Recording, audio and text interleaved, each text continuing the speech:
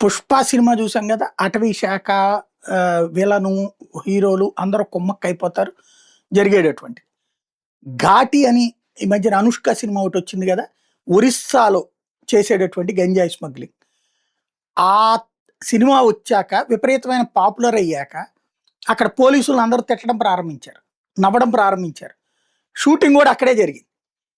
ఇదే టైంలో షూటింగ్ ఎట్లాగా జరుగుతదో గూడా కనిపించినా గూడా మీరు పట్టుకోలేకపోయారు. దీంతో పాపం పోలీసులు ఈ నీళ్ళల్లో పడవలేసుకొని ఎళ్లారు. వీళ్ళు ఎళ్తున్నారని ఆళ్ళకి ముందే తెలుసు. కాబట్టి ఈ గంజాయిని లిక్విడ్‌గా మార్చేటటువంటి కంపెనీ దగ్గర మిషనరీ అయన్నీ వదిలేసి పారిపోయారు. పాపం పోలీసులు అక్కడికెళ్ళి ఓ ₹200,00,00,000 ఆ లిక్విడ్ గంజాయి అంతా మేము పట్టుకున్నామని చెప్పుకోవడానికి పనికొచ్చింది. ఒక్కడు అరెస్ట్ కాల. ఈళ్ళెళ్ళేటప్పటికి. ఆ ఎక్విప్‌మెంట్‌ని సీజ్ చేశామని చెప్తున్నారు. పోనీ అక్కడి నుంచి ఈళ్ళు తీసుకురాగలరా ఇయన్నీ? తేలేరు. అక్కడే ఓ బోర్డ్ పెడతారు. మళ్ళీ ఈళ్ళు రాగానే మళ్ళీ అక్కడ ఆళ్ళు చేసుకుంటారు. అటవీ ప్రాంతాల్లో గంజాయిని కంట్రోల్ చేయాలంటే గిరిజనులు మన పక్షాన ఉండాలి. అదే సమయంలో ఆ గిరిజనులకు ప్రభుత్వాలు ఉపాధి ఉద్యోగావకాశాలు కల్పిస్తూ ఈ గంజాయి చేయడం తప్పని వాళ్ళని మోటివేట్ చేయగలగాలి.